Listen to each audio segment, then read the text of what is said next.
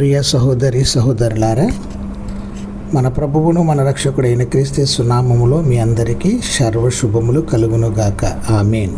ఆయన దీనులను ఉన్నత స్థలములో నుంచును, దుఃఖపడు వారిని క్షేమమునకు లేవనెత్తును. లేఖన సందర్భంలోకి వెళ్తే నీతిమంతుడు ఒక్కడు కూడా లేడు, కాబట్టి ఎలీఫజు యోబును కూడా అనీతిమంతునిగానే లెక్కించాడు.